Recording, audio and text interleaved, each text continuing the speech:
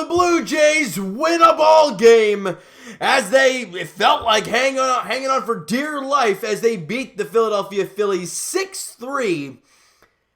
And yeah, they lost the series 3-1, but they won a game. And as we mentioned in the last video, all this team needs to do is just feel the win again, feel some positivity, and just feel good about themselves. And they weren't feeling well for quite a while, but they're finally able to do so with the big 6-3 victory today.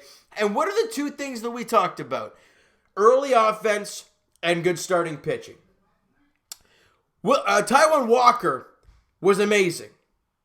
He was absolutely fantastic, and the Blue Jays got a run, not one, but 2 runs in the first inning. And they didn't look back from there. Cavan Biggio walks to start the ball game. Then Bichette doubles to right field, second and third, nobody out. Then Medina balks, and Biggio comes in to score. Luckily, but the Blue Jays had 2 hits, a walk in that inning, and they got a couple runs. They're feeling good, right? And Gruyere got an RBI single, scoring Bo Bichette to get that second run across. And before the Phillies even get to bat, the Blue Jays have the lead. Now, in the bottom half of that first inning, with Baum on base, Gregorius doubles in a run to make it a 2-1 ball game, and we're all sitting here like, oh God, here we go again. But after that double by Didi Gregorius, Taijuan Walker just shut the door down. He was like, enough of this, right? Because he walks Baum, and he gives up the double to Gregorius. That's 1 walk and a hit. He ends the game today going 6 innings, 4 hits, walks 2, gives up that 1 run, and strikes out 8. I think just with this start today, Taijuan Walker has just solidified himself, to me at least, as the number 2 starter in this rotation, and number 2 starter, assuming the Blue Jays are making the playoffs and going to be playing a 3-game series against whomever. And they had offense today. They had that 2-1 lead. And obviously, you didn't get much offense moving forward until the later half of the game, until the 6th inning. But you had the lead for Taijuan Walker, and he got into cruise control and just started dealing. But then we go to the top of the 6th inning, and the Blue Jays, obviously they had an opportunity. I think it was in the second inning. They had the bases loaded and 1 out. They had an opportunity to really blow this game wide open. They couldn't do it. But we go to the top of the 6th inning, and with former Boston Red Sox Heath Hembree, gives up a leadoff double to Gurriel, and it was a ringing double, a big-time shot for Gurriel. Then Grichuk grounds out to first base, but it moves the runner over. Then Vladdy grounds out. Luckily, didn't get out Gurriel at third, and Vladdy with another terrible ball game today. Joe Panik then walks on 4 pitches. Then Jonathan Davis comes up. An 0-2 pitch, hangs it off speed, and I don't care who you are, you get a hanger, you better bang her. That doesn't sound very good, but you guys know what I'm talking about. Jonathan Davis rips a ball down the left field line, just past the outstretched glove of the left fielder, and into the corner. 2 runs come in to score. Gurriel, Panik, and just like that, the Blue Jays are now up 4-1. Okay, a little bit of breathing room. Your number 9 hitter getting that clutch knock. Exactly what you need to see. All right, then we go to the next inning. And the key for, like I've always said, you want to put up a 0 in the next half inning after you score runs. And that is exactly what Taijuan Walker did. He went out there and put up a 0 after the Jays put on 2 more. Great job. Because what that does, it allows the Blue Jays to get right back on the bats and keep some sort of momentum going. And that is exactly what happened. It's pretty common sense. Biggio strikes out to lead off the inning, but then Bo Bichette crushes the ball to right field. He goes off the wall. He goes and ends up at third base. He had a triple with 1 out. Big time. You want that extra run to come across. And Teoscar Hernandez is sitting there 3-0. Right? I'm sitting there watching with my mom, and she, I'm sitting there, I'm like, 3-0. You're already up 3 runs. Teoscar Hernandez is playing extremely well. He's been great all year. Give him the 3-0 green light. They do. And he gets a meatball, and he crushes it on a line to dead center field, and it's gone for Teoscar Hernandez. 2-run shot, making it a 6-1 Blue Jays lead. And see what happens after you put the 0 up in the half inning. You score 2 runs, you put up a 0, right back on the bats. You score 2 more. In the next half inning, though, you don't let that happen. They scored, 2 runs to make it a 6-3 game. Luckily, Thomas Hatch got out of that, but it was a bases loaded, nobody out situation. And I don't want to bomb is trying to get to second base on the play. Vladdy, as much as he had a terrible game, it was a heads-up play to throw him out at second base to get that second out and not allow any more damage to happen. They scored 2 to make it 6-3. Every Jays fan thinking, oh God, here we go again. But they were able to hang on. Yamaguchi went out there and did a pretty good job. Allowed the first base running face and then had a 2-0 count against the next guy. And we're all sitting here like, oh God, here we go. The bullpen's going to implode. But Yamaguchi settled in there, battled back in that 1 count, and did a great job, getting through the rest there. And then Anthony Bass went out there and got the 4-out save to win the ball game and end the losing streak. I mean, as much as we can talk about how, this wasn't a pretty game, the Jays had 3 errors in this one. It definitely was not pretty. But you won a ball game. And a win like this can go a long way for this team. The confidence, the smiles, the winning ways, the coming off the field after Anthony Bass gets the save. High five, everybody smiling. All right, Charlie's pretty pumped. You saw Charlie really bad, props to Tywin Walker coming off the field, but he was jacked up. And the things like that can help this team go a long way. Now, I'm not saying they're going to go back to Sahlen Field and face the Yankees for 4 games and sweep them, because I don't see that happening. But I'm saying moving forward, this team was able to end this 6-game losing streak, get back into the win column, not play a 1-run ball game. And you got 6 innings out of your starting pitcher. You scored 6 runs. Your defense, didn't really help you out too much with 3 errors. But you made 2 great catches in the outfield. Gruyere had a ridiculous route to the baseball, but ended up making that brilliant catch over the shoulder. And Teoscar Hernandez on the road hit his toe, and we're like, oh God. We all have flashbacks to turf toe Jose Bautista back in when they played in Philly before. But Hernandez shakes it off, and in the next inning he hits a shot, so he's fine. You saw some good defensive plays, but again, 3 errors and some costing runs, right? Especially that bases load, nobody out situation. It started with an error from Vladimir Gruyere Jr. Had a terrible time picking that ball. Looked ugly trying to pick it.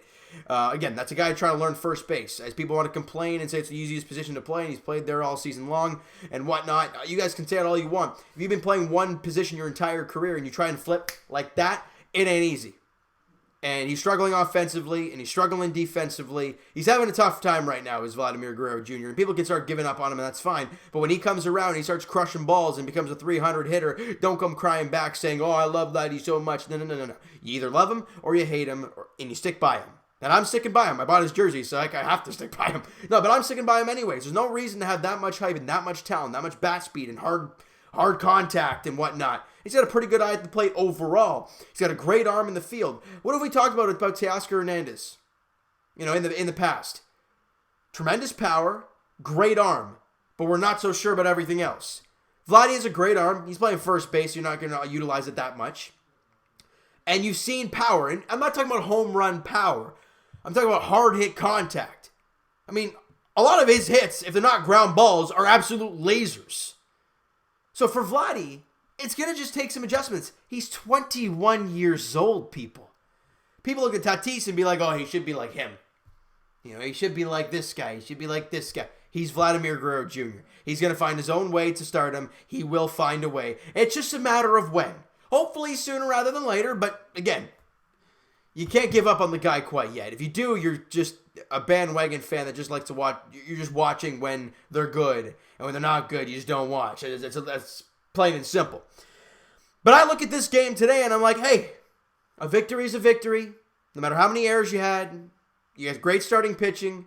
Your bullpen, other than Thomas Hatch having a rough outing, but even then, he still limited the damage.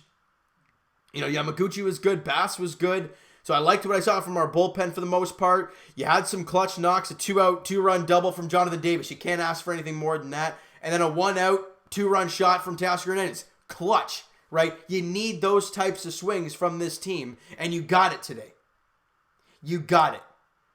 All right? Now, as I mentioned, The Yankees series starts up soon, but before we get to talk about that, let's talk about the offense and what they did offensively today and the pitching staff and the numbers and whatnot, all right? Kevin Biggio went 1 for 4, the runs scored in the game. He also walked once. I mean, it wouldn't be a Kevin Biggio day if he didn't walk, all right? And Bo Bichette, good to see him get a couple hits today. He had the triple, and then he had a double as well. So 2 for 5 for Bo with 2 runs scored in the game today. Great job for Bo. Teoscar Hernandez, 2 for 5 with the home run, the couple RBIs, and a run scored, obviously, on that.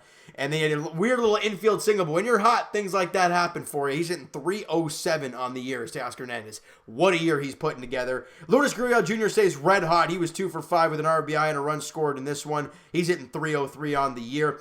Grichuk and Vladdy, both guys went 0 for. Grichuk had a strikeout, Vladdy didn't. 3 ground balls, and then an absolute laser right at a guy. I mean, when you're not hitting well, things like that, they just don't happen for you. All right, and the rest of the bottom of the lineup didn't really do anything. Jansen was 0 for 4 with 3 strikeouts, but Jonathan Davis went 1 for 3. He had the 2 RBIs, and he walked in the game today. So great job by Jonathan Davis in the number 8 hole, doing a job. And Taijuan Walker picked up his 4th win of the year. We talked about it, 6 innings, 4 hits, 1 run. It was an earned run, and 8 strikeouts and 2 walks for him. He was stellar for the Blue Jays there this afternoon. Thomas Hatch, as we mentioned, 1 inning, 2 hits, 2 runs. They weren't earned runs. Had a walk and a strikeout because of the Vladimir Gruyere Jr.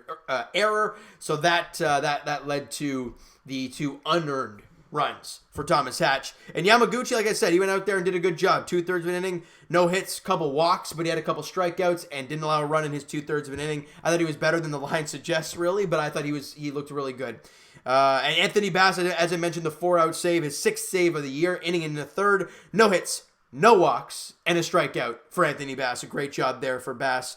Getting back into a good stretch. I mean, I think in his last outing, I don't think he did that well. I could be totally wrong. 2/3 inning, 1 hit, 2 runs. Both were earned in a walk. He wasn't good in his last outing. So he went out there again today, an inning in the 3rd. Clean job for Anthony Bass. Great job there. Now, let's quickly preview the Yankees series. Now, we have absolutely no idea who's pitching for the Blue Jays tomorrow. It says Tanner Roark, but we heard on the broadcast today it could be Matt Shoemaker. It could be him going tomorrow. We're not sure who the Yankees are putting on the mound tomorrow in game 1 of the 4-game set. It says Tanner Roark. It's not going to be Tanner Roark, I'm assuming, and he's not going to be happy. But when your ERA is 6.41, you have a whip of 175, and you've walked 21 guys in 39 innings, don't expect to pitch down the stretch come playoff time. Plain and simple. Pitch better. Game 2 of the set goes on Tuesday, as it's, again, scheduled to be Garrett Cole and Chase Anderson, but who knows what's going to happen. Maybe you'll see a guy like Nate Pearson. I don't know. I don't know what's going to happen moving forward, but it says Anderson and Cole for right now, Tanaka and Robbie Ray in Game 3, and Montgomery and Stripling in Game 4. But again, things can change. Guys can come back from injury. They can decide to do a bullpen day and move things around. I don't know how they're going to work this, but all I know is that Game 1 for the Yankees and Blue Jays in really the final, 7 games of the year? They start tomorrow. Is it 7 games? Yeah, final 7 games. Is it 7 games? 4 against the Yankees, 3 against the Orioles. I could be totally wrong, but you guys can let me know if I am. All right, and the magic number for the Toronto Blue Jays, if... Oh, hold on a second. Where is Seattle? They were 3-3 last time I checked. 3-3 going into the bottom of the 9th inning. Seattle was down 3-1, then hit a 2-run shot in the 8th. But if Seattle finds a way to lose that game, the Blue Jays will be 4 games up the final spot in I guess technically the wild card spot. If they lose, if the Mariners win, it's still only 3 games for the Toronto Blue Jays. Now you're going into a 4-game set against the Yankees where you're facing their 2 best pitchers at some point during that 4-game stretch. So you gotta come on, San Diego, you're a damn good team for a reason. But we're gonna have to see, the Blue Jays control their own destiny, 1 game at a time. Tomorrow, 6:37 first pitch there at Sahlen Field. All right, and we don't know who's on the mound for the Yankees, and we have no idea who's on the mound for the Blue Jays. It might be Matt Shoemaker, but we'll have to wait and see. All right, so thank you guys so much for listening and watching. Hope you guys enjoyed the video. We'll talk to you guys then.